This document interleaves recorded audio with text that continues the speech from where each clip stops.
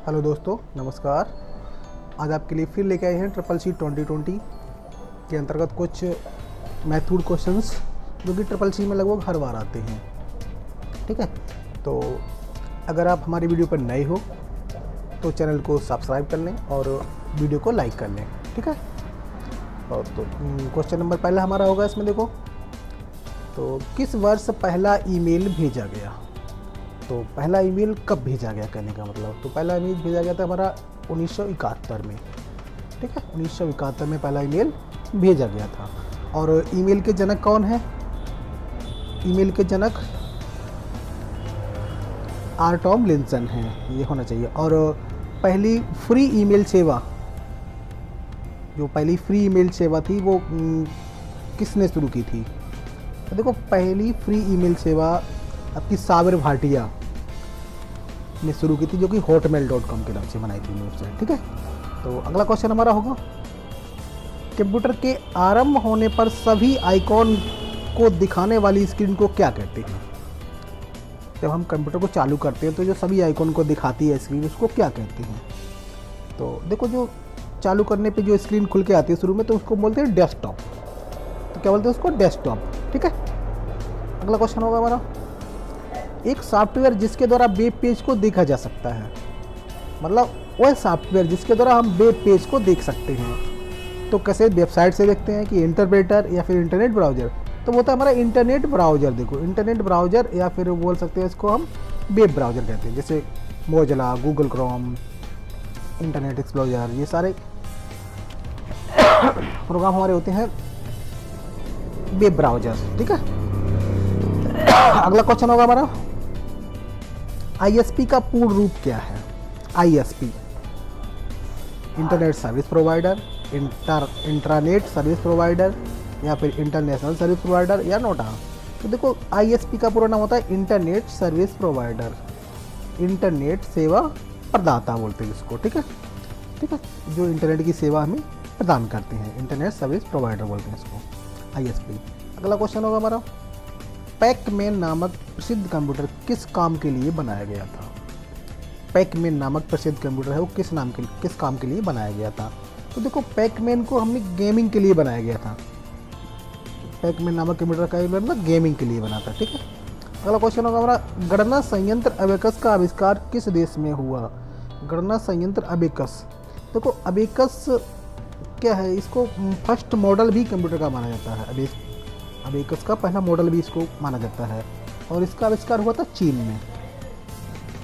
ठीक है, चीन में बना था। अगला क्वेश्चन हमारा होगा, कंप्यूटर सिस्टम में कौन सी युक्त कीबोर्ड के विपरीत कार्य करती है? ये चार ऑप्शन दे रखे हैं, इनमें से पूछ रहा है कि कौन सी युक्ति जो है कीबोर्ड के ठीक विपरीत कार्य करती है। जैसे माउस है, जॉयस्टिक है, प्रिंटर है, ट्रैक बॉल है। देखो, कीबोर्ड क्या होता है? कीबोर्ड हमारी एक इनपुट डिवाइस है, तो इसके विपरीत क्या होगा? इसके विपरीत होगा आउटपुट। तो इसमें से आउटपुट डिवाइस है कोई, देख लो। माउस क्या होता है? हमारा इनपुट है। जॉयस्टिक ये भी इनपुट है। प्रिंटर ये आउटपुट है, मतलब कि ट्रैक बॉल ये भी इनपुट है। तो सही आंसर होगा हमारा प्रिंटर। तो प्रिंटर क्या है? हमारा आउटपुट डिवाइस है, तो ये कीबोर्ड के ठीक विपरीत कार्य करता है। अगला क्वेश्चन होगा हमारा, फाइल एक्सटेंशन किस लिए इस्तेमाल होते हैं? जो फाइल एक्सटेंशन होते हैं वो क्यों इस्तेमाल होते हैं, ये पूछा जा रहा है। फाइल को नाम देने के लिए, फाइल को आइडेंटिफाई करने के लिए, यह सुनिश्चित करने के लिए कि फाइल का नाम गुम ना हो, या इनमें से कोई नहीं। तो देखो, फाइल एक्सटेंशन फाइल को आइडेंटिफाई करने के लिए प्रयोग किए जाते हैं। ठीक है, जैसे पूछा जाता है कि राइटर का फाइल एक्सटेंशन क्या होता है? लिब्रे ऑफिस राइटर का फाइल एक्सटेंशन तो ODT होता है, ओपन डॉक्यूमेंट टेक्स्ट। ऐसे वर्ड का .doc होता है, डॉक्यूमेंट बोलते हैं इसको। तो ये आइडेंटिफाई कराते हैं कि ये फाइल किस सॉफ्टवेयर की है, इसलिए फाइल एक्सटेंशन इस्तेमाल होते हैं। ठीक है, अगला क्वेश्चन होगा हमारा, लिब्रे ऑफिस इम्प्रेस में मौजूदा प्रेजेंटेशन को भिन्न नाम से सुरक्षित करना हो तो क्या करना होगा? जैसे आपका करंट प्रेजेंटेशन जो है उसको किसी दूसरे नाम से हमें सेव करना है, तो हमें क्या करना होगा? तो डॉक्यूमेंट को टाइप करें और भिन्न नाम दे दें, मतलब उसको टाइप कर ले, दूसरा नाम दे दें। एक ऑप्शन ये हो सकता है। और दूसरा ऑप्शन है हमारा, मूल डॉक्यूमेंट को नए डॉक्यूमेंट में कॉपी व पेस्ट करें, फिर सेव कर दें। मतलब डॉक्यूमेंट को कॉपी करें, नए डॉक्यूमेंट में डाल के उसको पेस्ट कर लें, फिर सेव कर लें। दूसरा ऑप्शन ये है। तीसरा ऑप्शन है सेव एज कमांड का प्रयोग करें, या इनमें से कोई नहीं। तो देखो इसमें सही ऑप्शन होगा हमारा सेव एज कमांड का प्रयोग करें। सेव एज मतलब उसको सेव एज करेंगे। जैसे लिब्रियोफिस इम्प्रेस तो कंट्रोल शिफ्ट एस दबाएंगे, इसका छोटा होता है कंट्रोल शिफ्ट एस। अगर आप यही कार्य पावर पॉइंट में कर रहे हो, MS पावर पॉइंट में, तो वहाँ पे आप F12 बटन दबाएंगे, ठीक है। अगला क्वेश्चन हमारा होगा वेबसाइट पर होम पेज का क्या अर्थ है। जो वेबसाइट होती है उस पर होम पेज का क्या मतलब होता है। सबसे अच्छा पेज, या अंतिम पेज, या प्रथम पेज, या सबसे हल्का पेज। तो देखो वेबसाइट पर होम पेज का मतलब होता है प्रथम पेज, पहले पेज को बोला जाता है होम पेज, ठीक है। ये क्वेश्चन बहुत बार आ चुका है, ट्रिपल सी में बहुत ज़्यादा पूछा जाता है। अगला क्वेश्चन हमारा होगा कंप्यूटर की भौतिक बनावट कहलाती है। तो कंप्यूटर की भौतिक बनावट है वो क्या कहलाती है। तो भौतिक बनावट कहलाती है हमारी हार्डवेयर, ठीक है। कंप्यूटर की भौतिक बनावट क्या कहलाती है, हार्डवेयर, ठीक है। अगला क्वेश्चन हमारा होगा किसी बीमा में जमा होने वाली किस्त को किस नाम से जाना जाता है। जो बीमा में आप किस्त जमा करते हो वो किस नाम से जानी जाती है।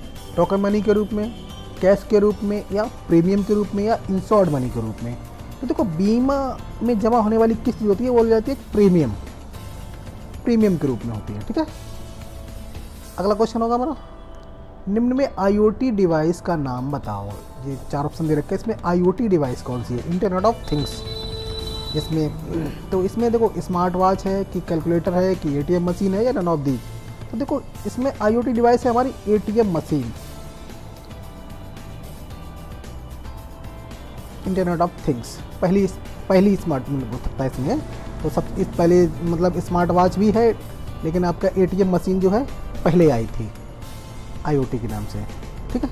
तो इसको मानेंगे ATM मशीन को। हालांकि फर्स्ट IoT डिवाइस हमारी थी ए वेल्डर, और एक आई थी कोकोला वेल्डिंग मशीन भी आई थी, तो ये IoT डिवाइस वो भी थी, ठीक है। अगला क्वेश्चन हमारा होगा लिब्रियोफिस इम्प्रेस में मैक्सिमम जूम है। तो लिब्रियोफिस इम्प्रेस में मैक्सिमम जूम कितना होता है, 600%, 500%, 3000%, या 400%। तो देखो लिब्रियोफिस इम्प्रेस में मैक्सिमम जूम होता है 3000% और मिनिमम होता है 5%, जबकि 600% आपका राइटर का जूम होता है। अधिकतम जूम 600 होता है राइटर में, और न्यूनतम 20% होता है। MS वर्ड में आपका 500% अधिकतम होता है, न्यूनतम 10 होता है। ऐसे आपका कैल्क में अधिकतम 400 होता है और न्यूनतम 10 होता है, नहीं 20 होता है। इसमें कैल्क में 20 होता है, एक्सेल में 10 और 400 होता है, ठीक है। अगला क्वेश्चन होगा हमारा अलीबाबा एक प्रसिद्ध ई-कॉमर्स कंपनी है।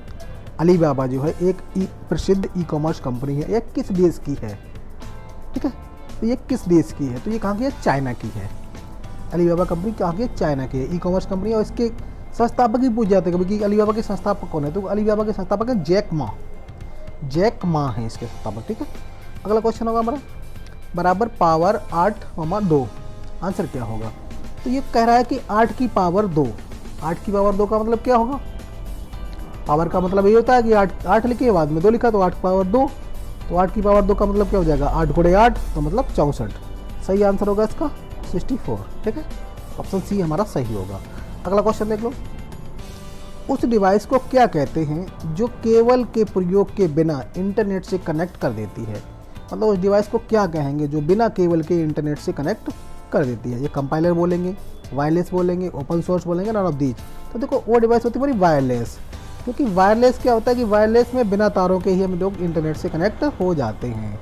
अगला क्वेश्चन होगा हमारा मल्टीमीडिया, वेब पेज, वेबसाइट और वेब आधारित एप्लीकेशन विकसित करने के लिए सबसे लोकप्रिय भाषा कौन सी है। मतलब सबसे लोकप्रिय कंप्यूटर लैंग्वेज पूछी जा रही है जिसके द्वारा हम मल्टीमीडिया, वेब पेज, वेबसाइट और वेब पेज एप्लीकेशन विकसित कर सकते हैं।